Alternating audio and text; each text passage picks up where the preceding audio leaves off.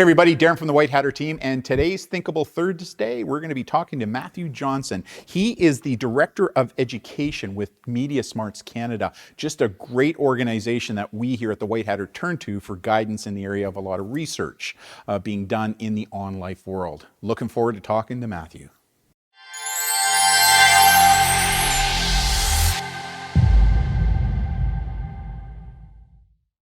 Welcome to Thinkable Thursday. Every Thursday, we love to interview thought leaders and individuals who think outside of the box when it comes to social media and looking at how social media can work for us, not always against us. And I'm really excited today to bring in Matthew Johnson. And Matthew Johnson is the Director of Education at MediaSmarts and in Canada, eh? So he's another Canadian, which is kind of cool.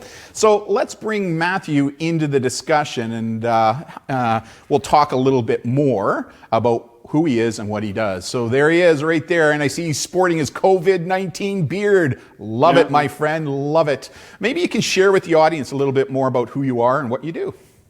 Sure. Well, so I'm the Director of Education for MediaSmarts. MediaSmarts is Canada's Centre for Digital and Media Literacy. Mm-hmm. We do research on media and digital literacy issues.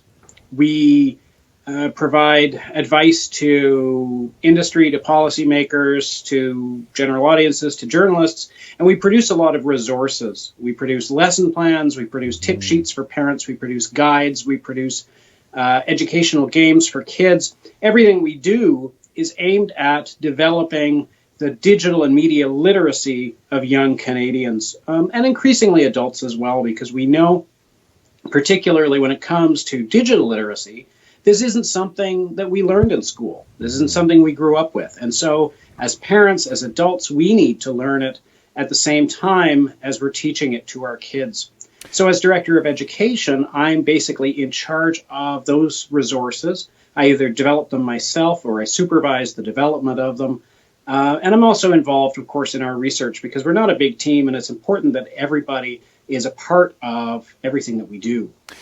What I love about your organization is that you're research-based. I mean, we as an organization, as a private entity, we look to peer-reviewed research for a lot of what it is that we do to form our lesson plans and what it is that we do. And that's one of the things that drew me very quickly to your organization, to see that a lot of what you do is research-based in nature, right? And I also love the fact that you make it widely available to everybody like you do through an organization, which we really truly applaud.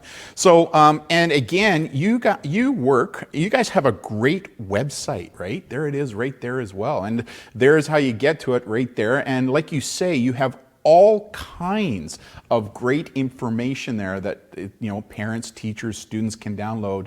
And the other thing, you just commented, that you're bringing more parents into this, and I think that's really important because I still think that older adults, we boomers, as the kids like to call us, a lot of adults still see a difference between the online world and the digital world, where in today, no, it's just, we call it the on-life world. That's what academia is now calling it, is the on-life world.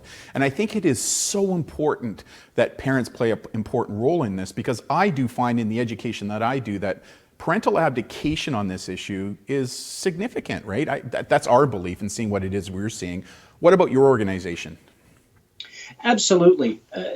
As much as we do put a lot of work into developing digital literacy, you have to understand digital literacy as part of the life skills that kids and all of us develop. All of these things are connected.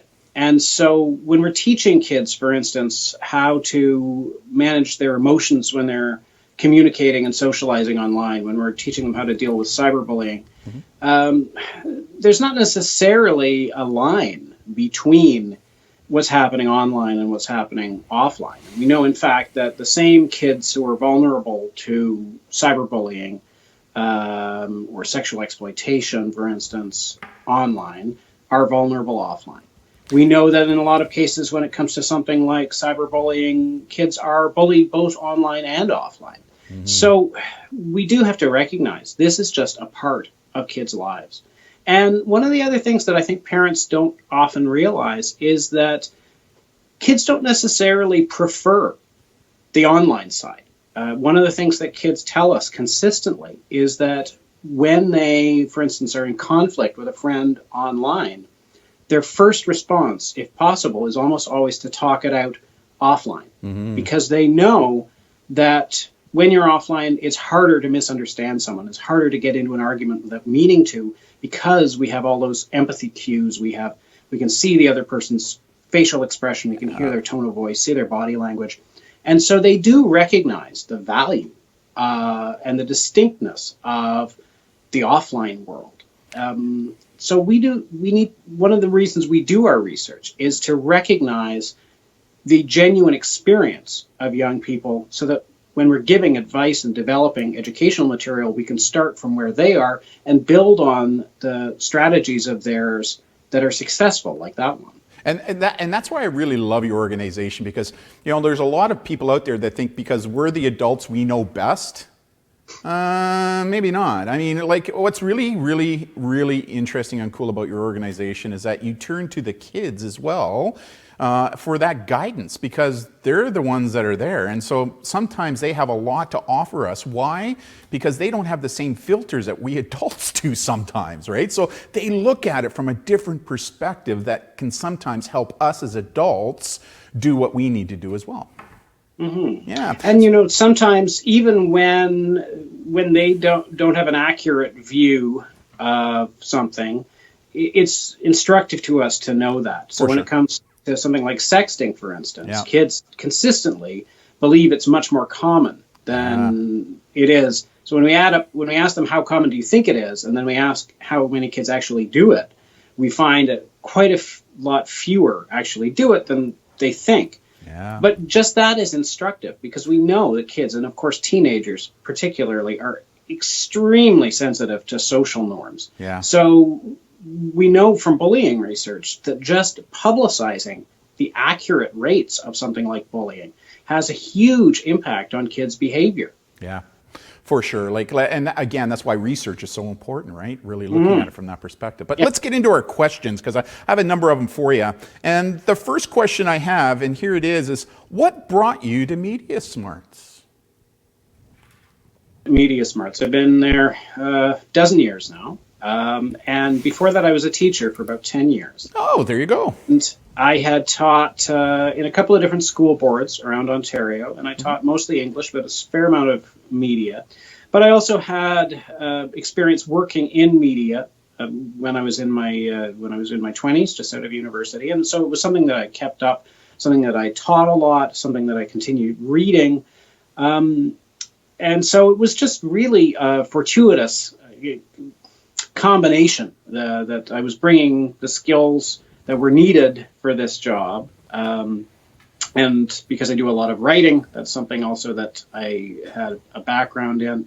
But really, it was something that I've always been fascinated in, particularly as I've been watching the development of the digital side of media literacy. And it was really interesting. I was one of the first cohort of kids to do media literacy in the classroom. Back in the late 1980s, when media literacy was brought into the Ontario curriculum, first jurisdiction in the world that we know of to have media literacy in the official curriculum. And I was in that cohort that was first learning it. And so to start with that incredibly foundational work, those key concepts of media literacy that were developed here in Ontario and Canada, and then watching as media changed, as media became networked, as it became possible for consumers to become producers. I've been watching that pretty much my whole life now, and it's just fascinating how those original key concepts, how they're still so relevant, but now there's this whole other dimension that we need to deal with that comes from the networked side of digital media. So one of the things that I love about my work is that it is always changing, that things are always developing, whether it's on the traditional media side or whether it's on the digital side.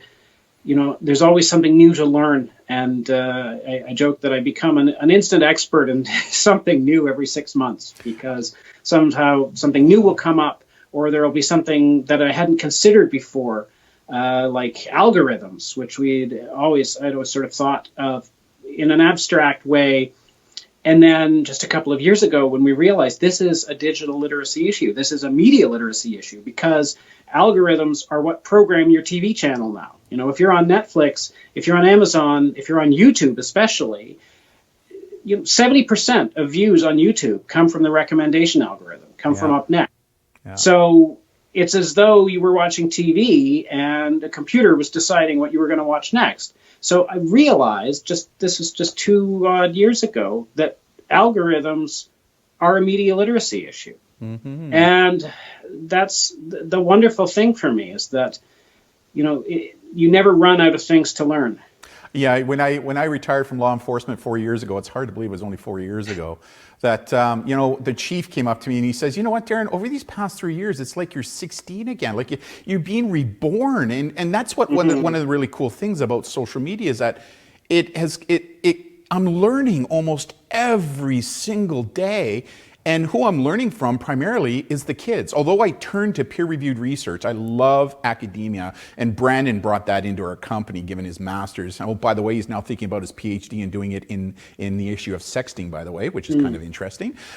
So it's like this fountain of youth in a way, right? If you know what I mean. But I totally agree with you that, every 3-6 months, something new pops up and you kind of delve a little deeper. That's the investigative side of who I am and what it is I do. Yeah. So you've been with MediaSmarts now for 10 years, did you say? 12 years. And how big is MediaSmarts? Like, how big is your organization? So we're not a big organization. We're around a dozen people. That's it? We're not at our smallest. We're not at our biggest. Wow. We don't really have an independent source of funding. Right. We have some terrific sponsors that we appreciate very much. Yeah.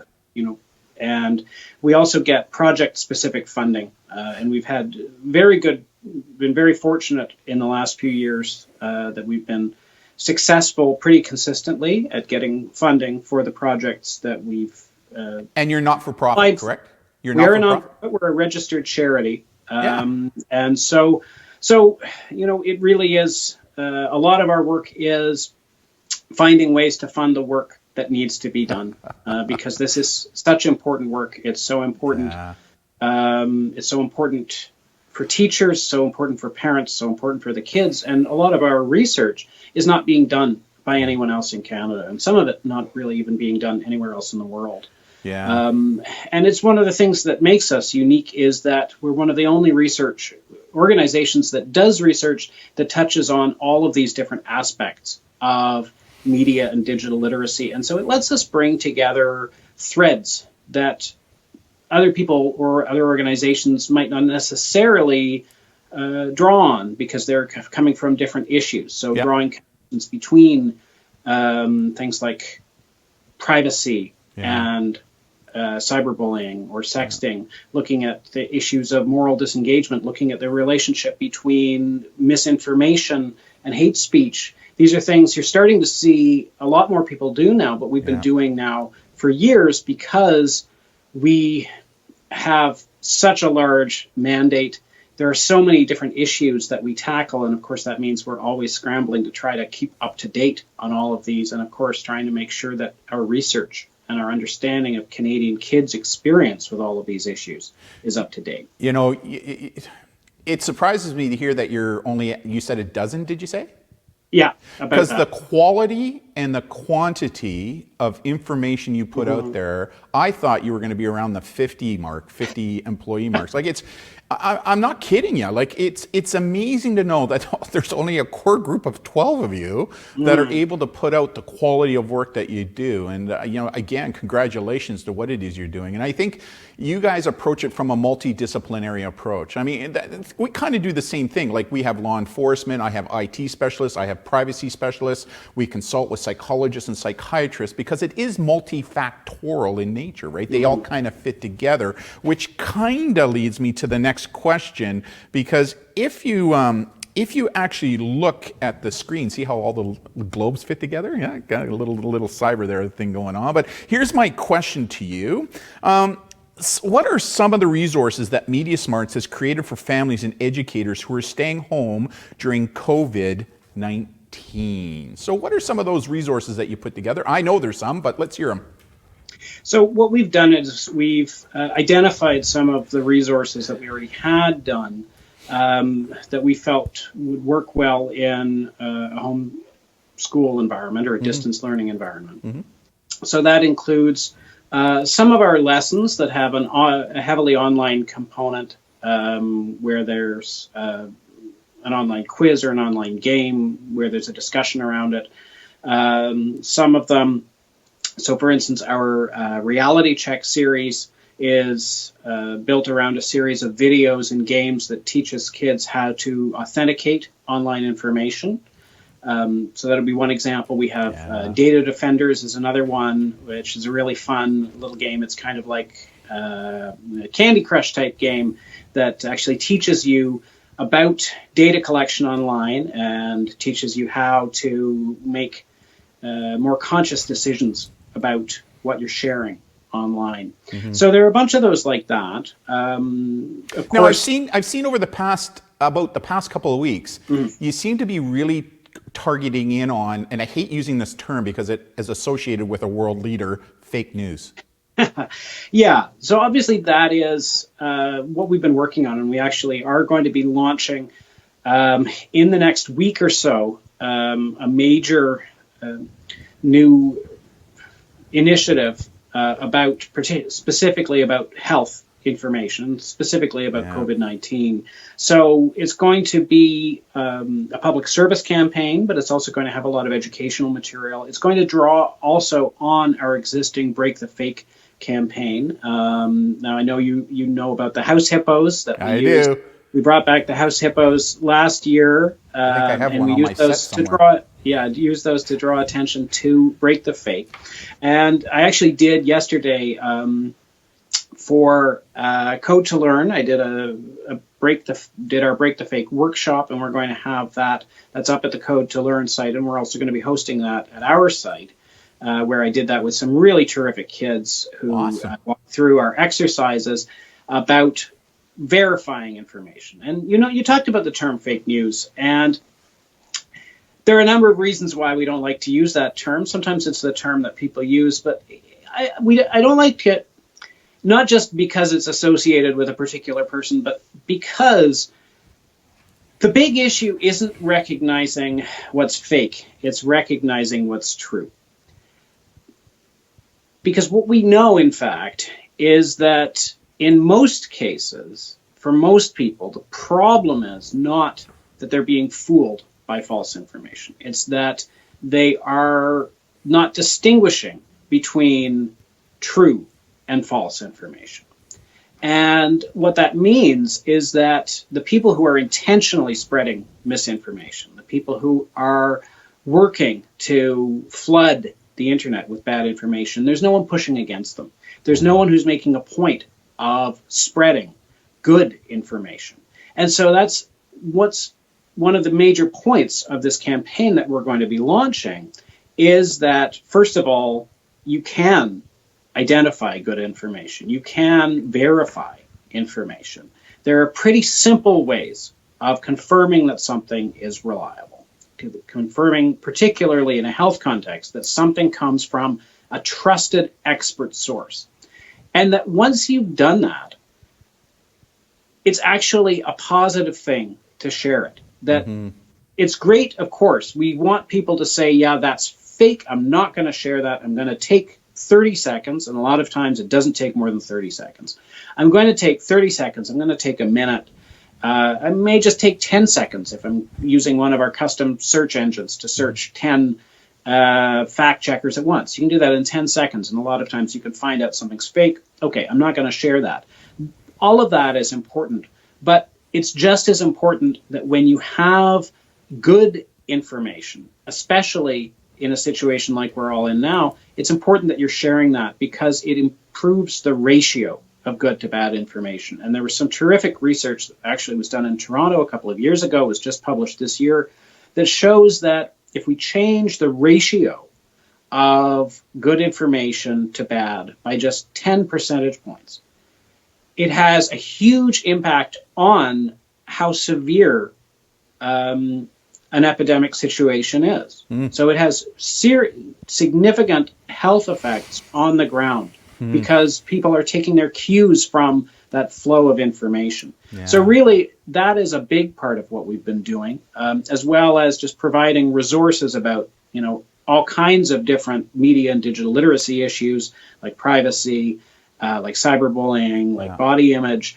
In addition to that, of course, we have been concentrating, as so many people have, on this problem of the information flow and helping people recognize good information, recognize bad information, share the good, and block the bad. In my world that I came from, which was intelligence, we called it misinformation or disinformation, right? Rather than fake news. Question for you. You mentioned there that there are some search sites out there where you can search multiple platforms all at one. Is there one site that you can recommend to viewers who are watching us right now that you can share with them that they can go to help them sift through disinformation and misinformation? Well, what we've actually done, and this is something anyone can do, in fact, if you have a Google account, is we've created some custom search engines. Are they available right now? Yeah, they are. So we use the link shortener bit.ly because otherwise custom search engines have web addresses that are about 30 words long. So they're on the Break the Fake site. One of them is bit.ly, so it's bit.ly / and then fact-search. And what that will do is it searches 10 fact checkers all at once. So it searches Snopes, it searches PolitiFact, it searches Hoaxeye, which is specifically for photos. Yep. It searches Les Décrypteurs from Radio-Canada. And the great thing about a custom search engine is that you only search those places.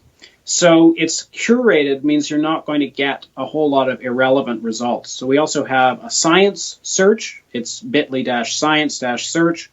And it searches about a dozen sites like Scientific American, like Nature, Canadian Geographic. So again, sites where you can count on getting good quality science and health reporting. We have one that's news search, again, bit.ly news-search, and that searches about a dozen Canadian and American news sites.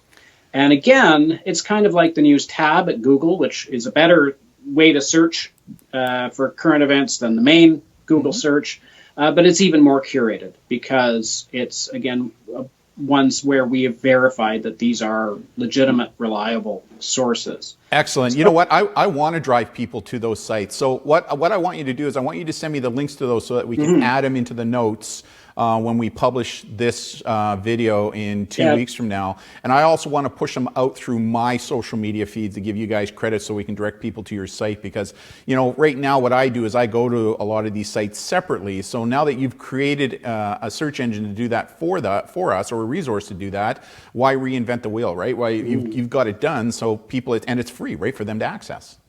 Yeah, that's right. Awesome. Next question I have for you is, last week, we recognized Child and Youth Mental Health Day. What has MediaSmarts done to help support this important initiative? So we've actually been working for a couple of years now with Bell as part of their Let's Talk initiative to develop classroom resources around youth mental health. We've had a number of those. Of course, anytime you're dealing with mental health, it's important that they be vetted by mental health professionals. So that's the process that we've been going through over the last couple of years. And those are going to be rolled out, we think, in the coming year. We've just developed the second series of lessons. So these are a number of lessons that look at different aspects of digital and media literacy as they relate to mental health.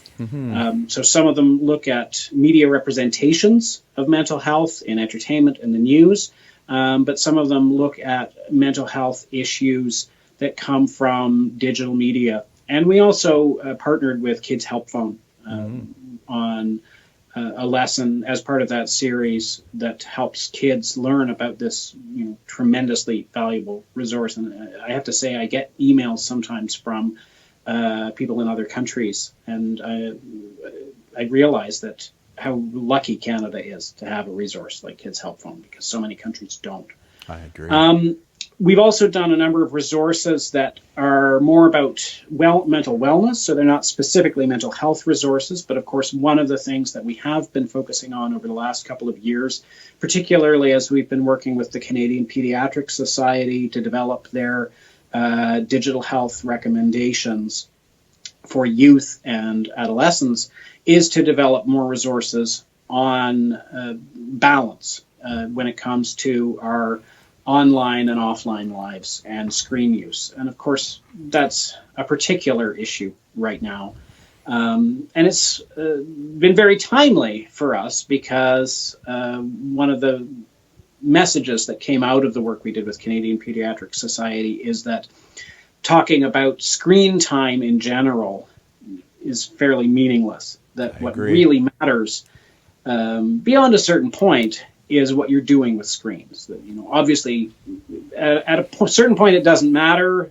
Like with anything, too much is not good.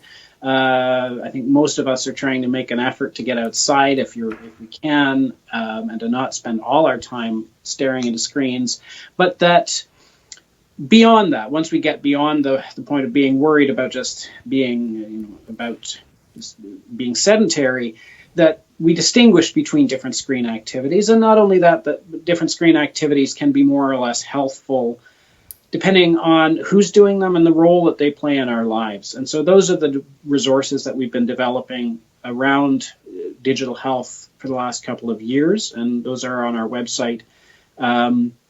We've got some guides and tip sheets for parents in particular, as well as some tip sheets for youth about encouraging and maintaining digital well-being. Yeah. You probably know, Brandon and I released our WhiteHat app a couple months ago, and we just updated it 2 days ago. We've now got 29 different resources for Canadian teens that they can go to for all kinds of different wellness issues, everything from mental wellness to suicidal thoughts, ideations, anxiety, eating disorders, alcohol, and it's all in the palm of your hand. And a lot of those resources, when you click on them, they'll take you to a 24/7 outreach. I mean, the Kids Help Phone is on there as well. I mean, it's because we believe that in crisis, kids need something to turn to right away. They're not, how do I find this? We wanted to give them all these resources in a free app so that they're in the palm of your hand. In fact, we're saying that it's not only a really good app for kids, but it's also a good app for teachers, counselors, parents, because there's just a ton of stuff there. And we don't collect any information. We don't sell any information, and it's free for people to download. But I also want to pick up on your comment of screen time, and I'm so happy that you spoke about this because probably a year ago, I think screen time, it moved from predation to sexting. All of a sudden, screen time was the big issue, right? And I totally agree with you. I think the research is showing us it's not how much time that they're spending online, it's what they're doing with that time, right? Are they being consumers, where all they're doing is consuming social media? I call that like bubble gum for the brain, which sometimes is okay for an hour or 2 hours. I'm not going to lie to you. I love going online and playing War of Tanks, right, for a couple hours just to kind of relax, have a good time. But versus, are they being producers and creators and change makers, right? That's what stimulates critical thinking and brain development. And that is what is so important. And that is a big message that we try to get across. Because I'm getting a lot of parents phoning me right now going, you know what, Darren, my son or daughter is spending 5 hours online right now. And I'm really concerned. And I said, well, what are they doing with that time is important. And I think during COVID, we have to give our kids a little bit more room, right? We really do. But again, it's about what they're doing, right? Are they being producers and creators, or are they just being consumers? Any more thoughts on that? Yeah, I think it really is important to encourage kids when they're using screens for, especially right now, but if they're being genuinely social, So one of the uses that we know, for instance, the only exception, for instance, to the guideline about kids under 2 not using screen devices is video chatting with someone that you know. And right now, of course, you know, I know my kids, they haven't seen, they haven't been within 2 meters of their friends for 2 months now. Quite a few of their friends they haven't seen at all, if their friends are, you know, aren't easy to get to. So video chats are huge in terms of maintaining a connection, of feeling like you're not utterly isolated. And I think we're going to come out of this recognizing the value of genuine socialization. And again, it comes back to recognizing that kids see it as a supplement for offline. It's a part of the on they don't life world. see it as a replacement. It's just it's honestly, it's the way, you know, in my generation we would talk to our friends on the phone, and then we'd go and see them, and then we talk to them on the phone. And you know, it may have annoyed our parents because we were hogging the phone lines back in those party lines. Remember those? Hard to imagine, and those, but so that was the only reason it annoyed them, though. You know, nobody was concerned about our phone time, except unless it was costing them money or they were expecting a call. So it's very much the same as that. And similarly, the educational opportunities and, of course, the creative opportunities. So one great pilot project that we're just in the last week of, but we're going to be rolling this out again in the summer, is a 4-week fully online course. It's our first fully online course for teachers about doing media creation in the classroom. Because one of the things that our research has shown us, and it always comes back to that research, one of the things our research has shown us is that even though we have the ability to create and distribute media in ways that would have been unimaginable a decade ago, kids still aren't doing it in the classroom. They're doing it at home. I mean, if you see TikTok, you know, they're all doing it, not everybody, but a lot of kids are making media. If you see Scratch, kids making animations, making video games, but they're not doing it in school. And what we're trying to communicate and what we're trying to prepare teachers to do and train them to do is to see that you can do media creation not just in a media class, not just in an arts class, but across the curriculum and in every grade. So we've got material about doing it in early childhood education. We've got material about doing it in math and science. And it's, you know, the timing could have been better. And the fact, sorry to interrupt, and that's why I don't like calling it STEM. I like calling it STEAM, which is science, technology, and arts. Because look at Apple. The artistic format that Apple has when they're designing products or even developing their Apple stores, it's all about the visual. It's about the artwork, right? And again, I think you've nailed it. Again, it comes down to educating educators on this topic. And so it's so cool to hear that your organization has now created another free lesson plan for educators to help teach them. And then the next step is, unfortunately, sometimes, as you know, you put lesson plans out and they could be dated 5 weeks later. But the kids can now come on board to help educate the educator. And that's the other thing I've heard clearly from the teens that are following us. They said, you know what? These teachers are so worried about being perfect during COVID online. They don't need to be. We're giving them student passes because we know that they've never done this before. So they're going to make mistakes. Relax, teachers, and maybe turn to us to ask us, how do you think I can do this? Like one of the kids said to me, he recommended to his teacher, if you want to learn how to do a class online and keep the attention of the participants, go to YouTube and watch some of the positive YouTube influencers and watch how they're doing it and kind of mimic what they're doing into what you're doing in a Zoom room or a Blue Jeans room or whatever it is that's going on. So it's so cool to hear that you're organizing. When you're hoping to release that for educators?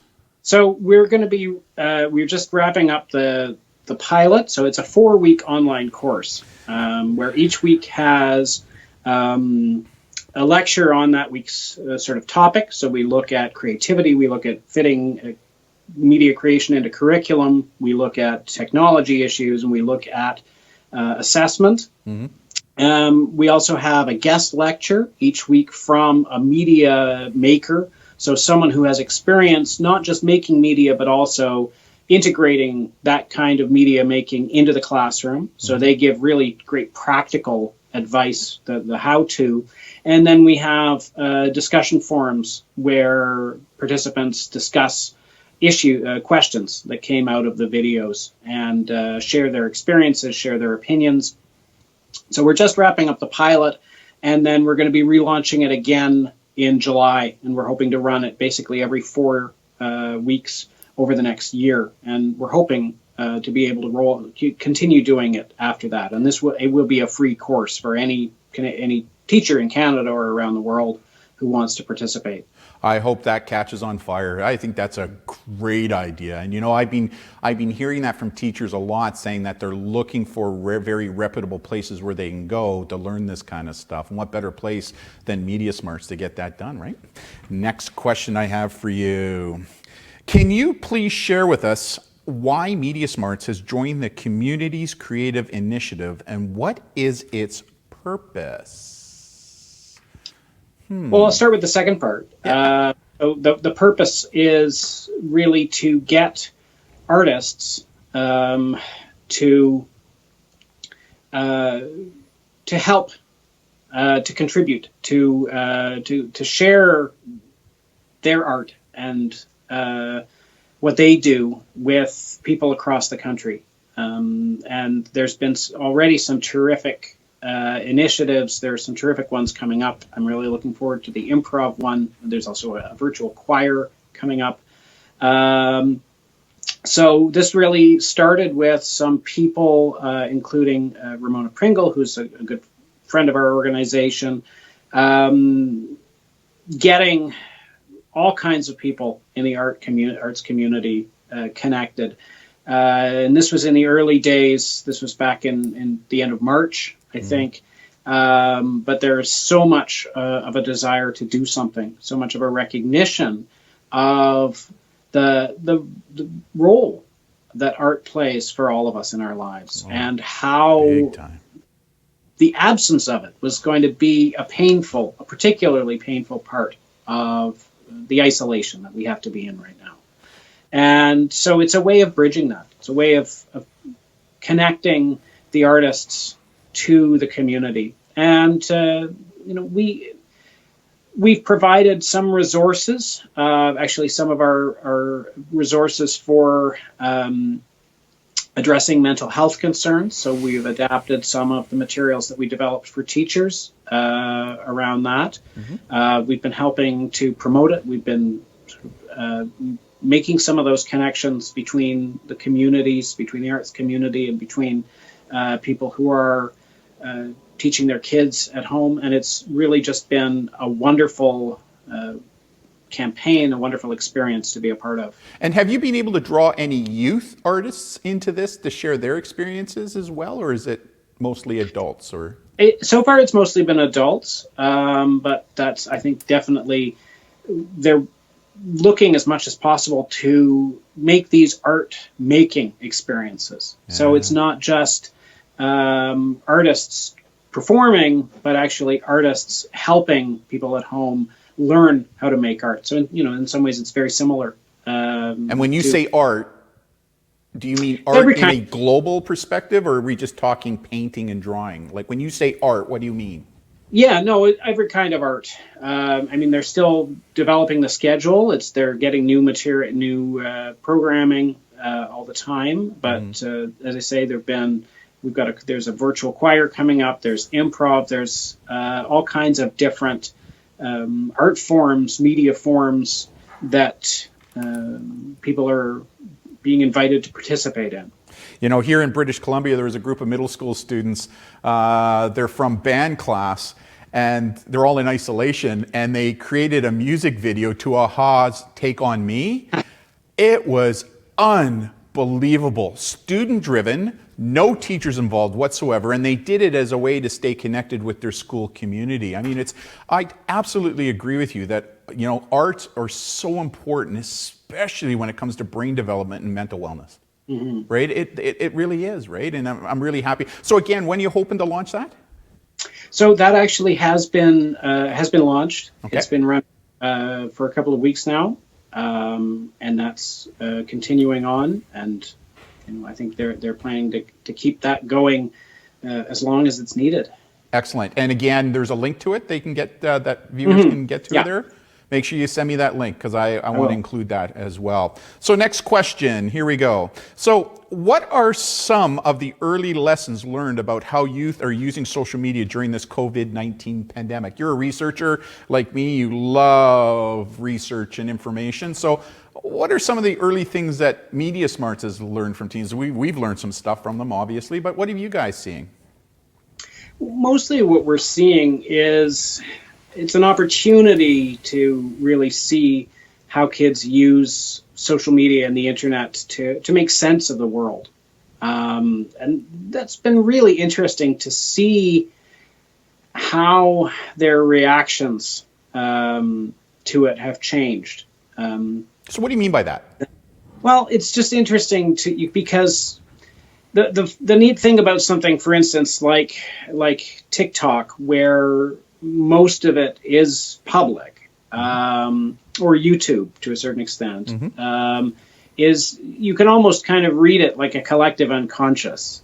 You can see the trends that reflect how kids are feeling when they're making content that relates to current events.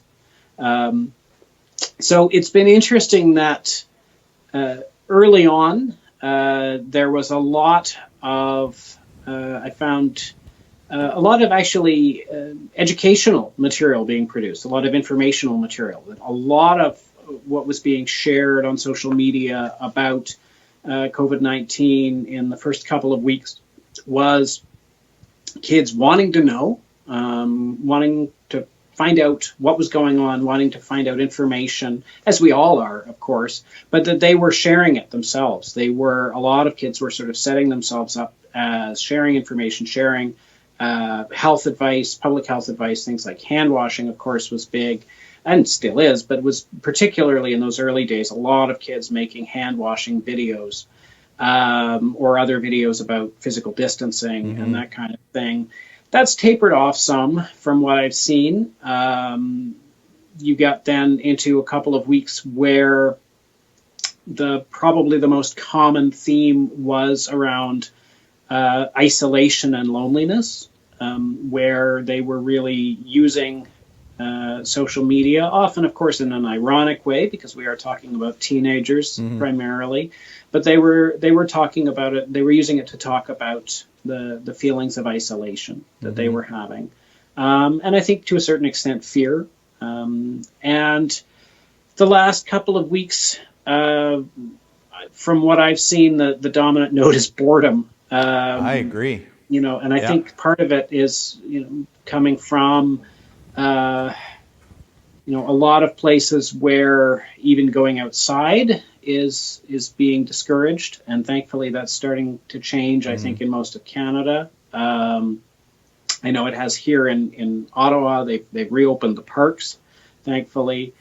But there are still a lot of places where it's a challenge even to get outside. And of course, the same thing I think kids have discovered is that whether you're in a 7-hour Zoom room or whether you're doing your schoolwork at your own pace, it's having that much time on your hand, having that much time in front of a screen can be tremendously boring. Anecdotally, since COVID, I've actually seen more kids outside going for walks, riding with chalk on their BMX bikes, walking with parents that I did before COVID, right? But the other thing that we've heard clearly from the teens, especially over the past 2 to 3 weeks, is how much they're missing school. Which is because, after summer break, after 2 months of summer break, kids are going, I don't want to go back. I'm having such a good time. I think what this has taught us and the kids is that school brings a sense of structure to their lives, right? And I think they're really missing that structure. And I also think it has kind of emphasize how important teachers and education and the school community is in their lives, and how they're really missing that, and they're trying to figure out digitally, how can I recreate that, right? So those are some of the things that we're hearing from our team followers that follow us. How about you? Are you hearing anything like that as well? I think that's a good analysis, and it's funny because, as you may know, in Ontario, before this all started, we had a number of teacher strikes going on. We didn't have a full-on strike at any level, but we had daily strikes every week. And I have to say, that's what I think this feels most, that's the best comparison. It's not like a vacation. It's like a teacher strike. Because it's one thing to be out of school because you're on vacation. It's one thing to be out of school because you can't go to school. And to be housebound very much. So that to me is why the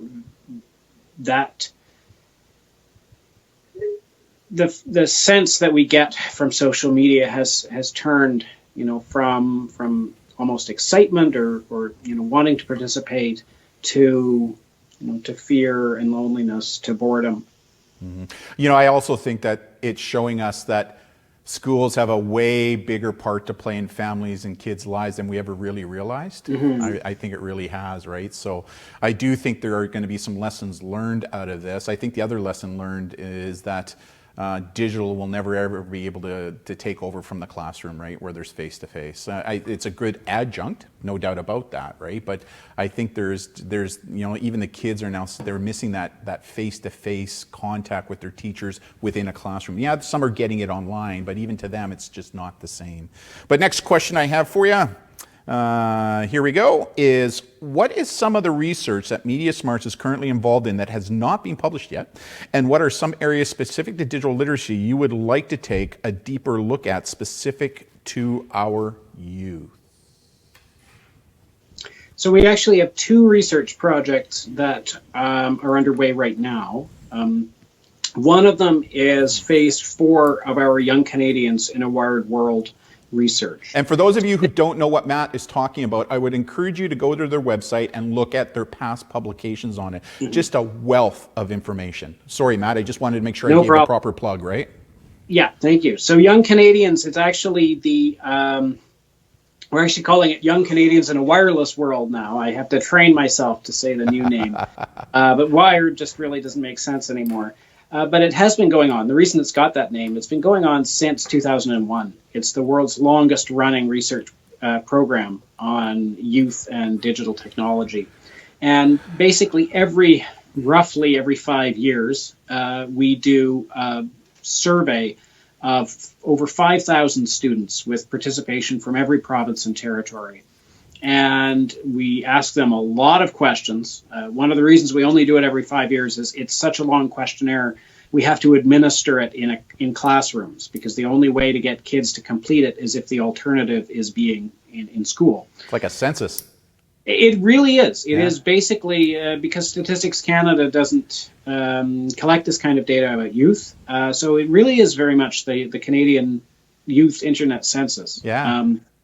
And unfortunately, it's a moving target. So we I look at our data from phase 3, which was published in 2014, and of course, we know so much has changed. Yeah. But we don't know yet how it's changed. Yeah. So obviously, that's the big one, and that's going to be another year and a half before we publish it. But that is going to change everything for us. Hey, I'll make a quick recommendation. I think you should rename it to Kids in the On-Life World.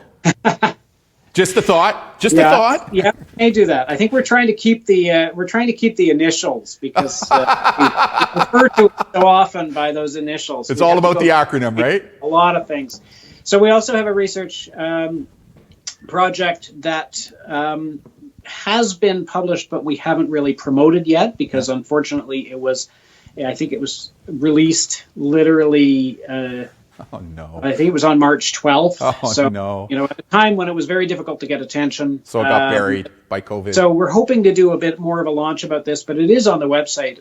And this is about a really interesting one that I had such a great time doing, which is about kids, how kids would like the online consent process to work about data collection. Oh. So we had done some earlier research that showed us that kids didn't feel they were genuinely giving consent. They didn't feel that the privacy policies and terms of service were comprehensible. So they didn't feel that they were giving knowing consent. They didn't feel that they had a choice about whether or not to use these tools or these platforms, because it's where all your friends were. It's not like a search engine, where you can just go to use another one. Yep. If all your friends are on Instagram, you have to be on Instagram too. And they also didn't really feel that they were, even when they gave consent to using the platform, they didn't feel they were giving consent to collection of data for their individual uses. So they didn't, for instance, feel they were giving consent to their individual photos being saved by the platform. So what we wanted to do was to say, well, how would you like to give consent? How would you like, if you could reinvent the process, if you could tell Instagram or Snapchat or whoever how you wanted to give consent, how would you design it? And we did a series of mini design jams with kids of different ages. We had them come up with paper prototypes and talk us through them, and it's just terrific. How cool is that? Who did you partner with to do that research? Well, we did that on our own, but it was funded by the Office of the Privacy Commissioner. Oh, good on them. A terrific supporter of ours for many years. Yeah, absolutely. And we were very pleased to do that with them. And now, we're waiting. Again, it's up on the website, but we're waiting for the right time to really promote it. Yeah, that's news to me. I look forward to reading that, because I put so much weight on what kids are recommending to us, right? Again, it get back to a lot of times parents or adults think we know best. Not necessarily so. When you're hoping to push the button on that one? Well, again, it's so much is up in the air right now. Yeah. I think, as I say, it's on the website, and we're certainly not steering people away from it, but we're hoping. So it is there to be viewed if we want to. It is, yeah. Oh, that one escaped me, because usually I can see stuff. Yeah. Send me that link as well, because I want to put that up here as well. Yeah, no, for sure. Next one I have for you.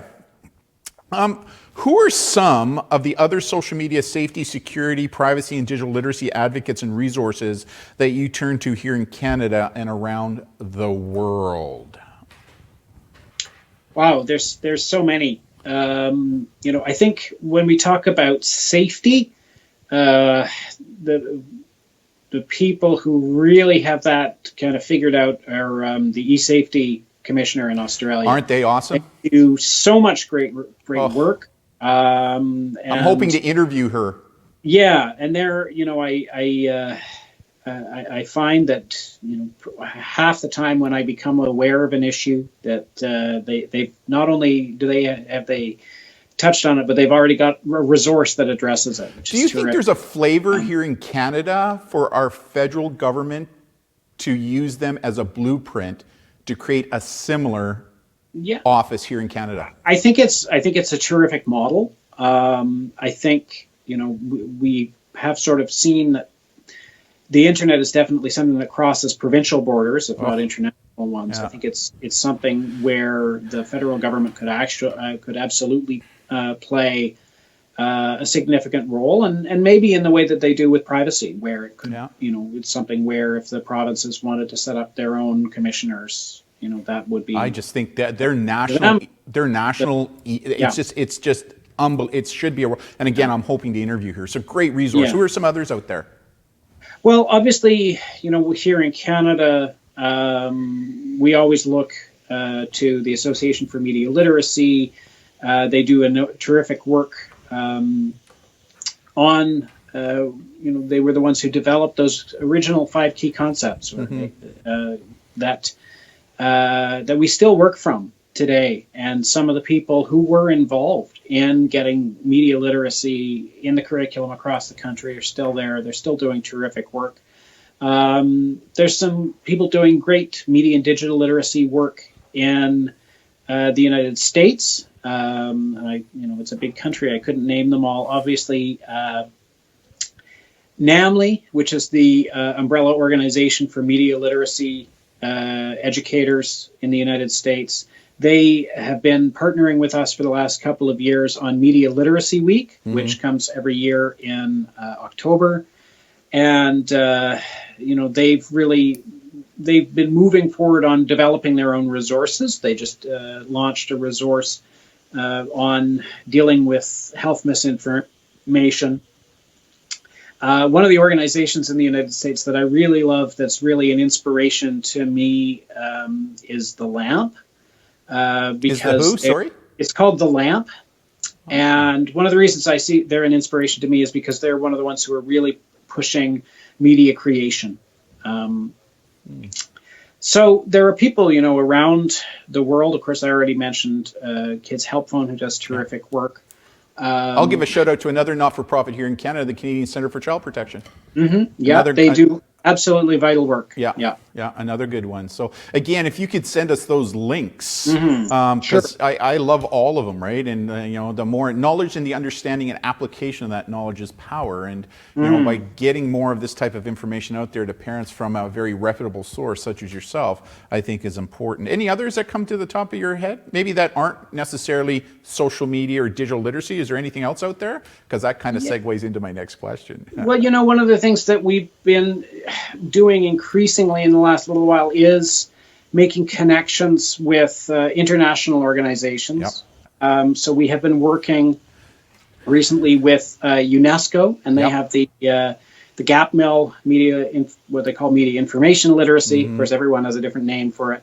But they're doing terrific things and really working to build connections between media literacy practitioners around the world.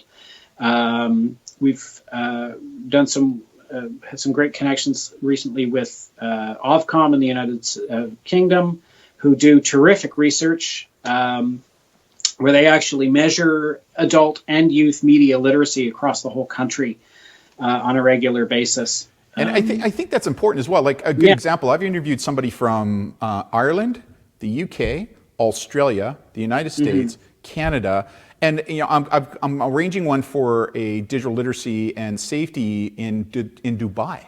Why? Because their needs for their population is quite different than the needs for our population, right? Given some of the issues that they face as a country, right? So, and it's really interesting when when I was talking to my colleagues from Ireland and the UK, it is interesting to see that you nailed it. This doesn't recognize any international boundary. It really doesn't. It does this, right?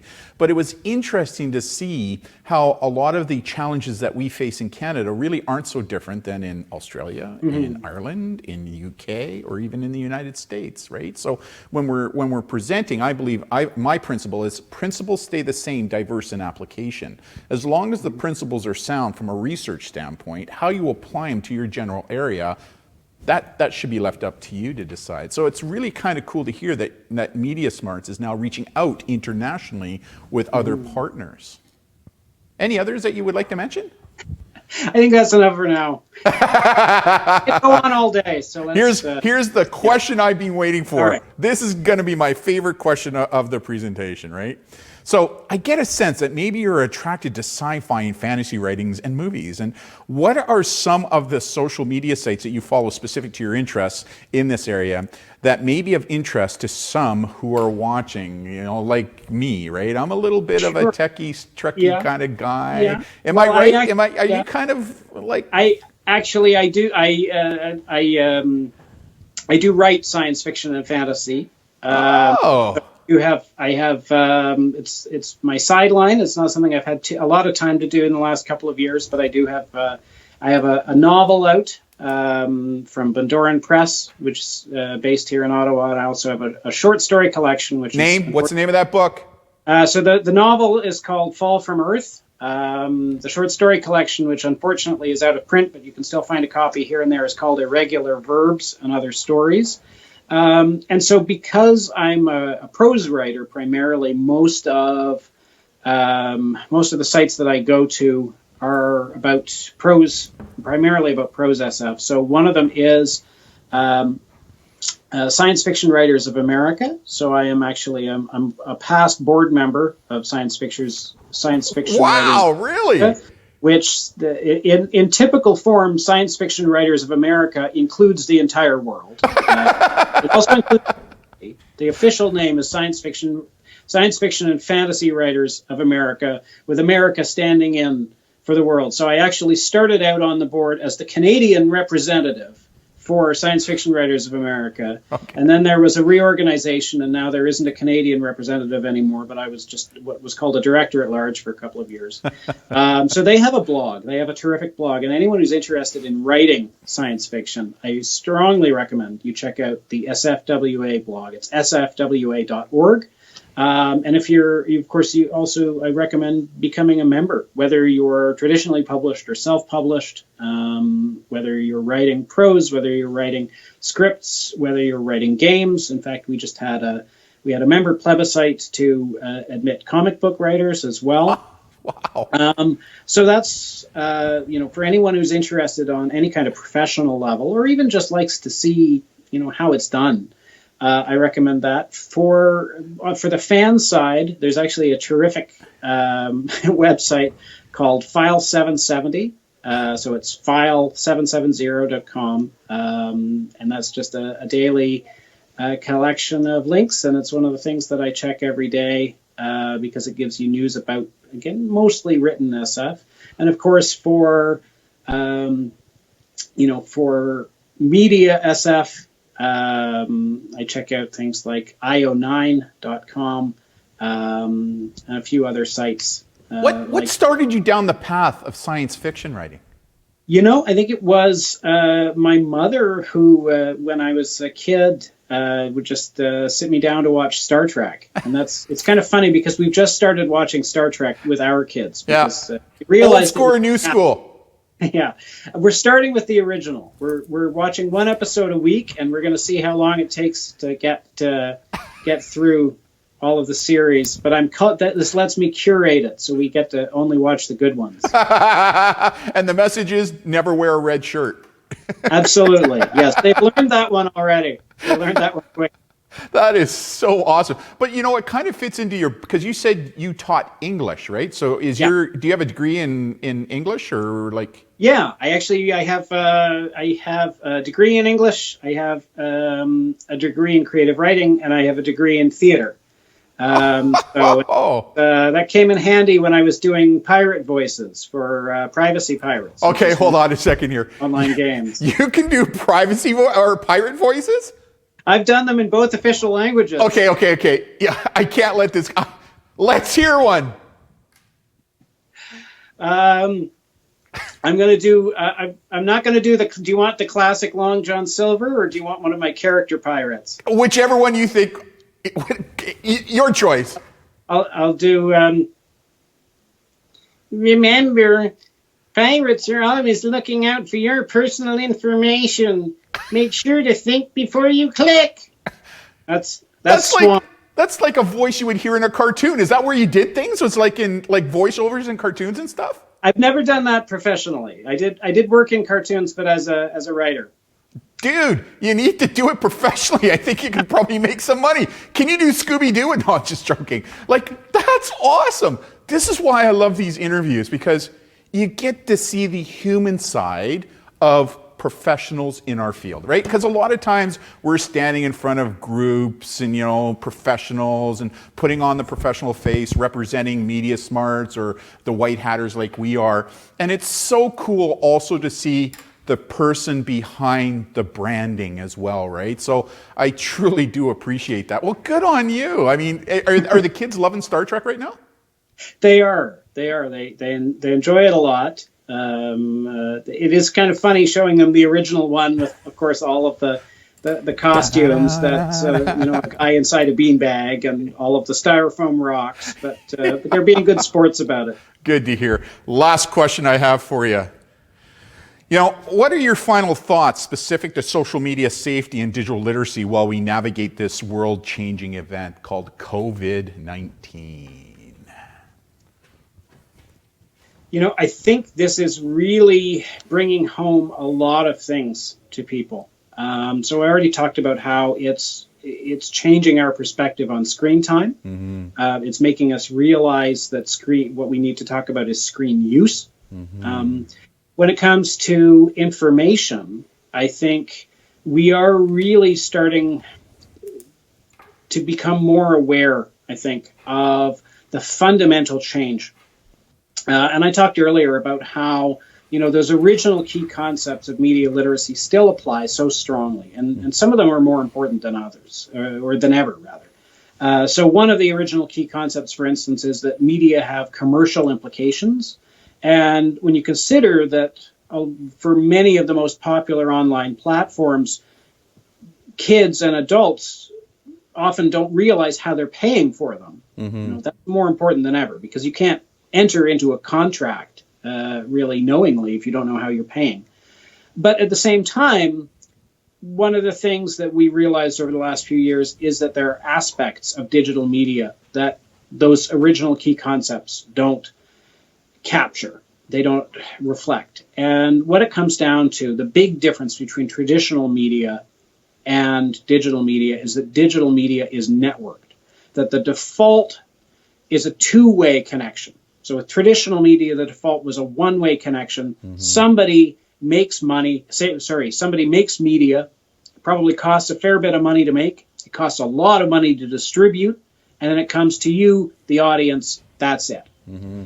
With digital media, it's cheap to make, it's almost free to distribute, and it goes both ways. Even if you don't realize it, you're always sending data back. But the fact is that you have the opportunity to share it, to rebroadcast it. Yeah. We are all broadcasters. And when we rebroadcast things, we give our legitimacy to it, to our friends and our family and our neighbors.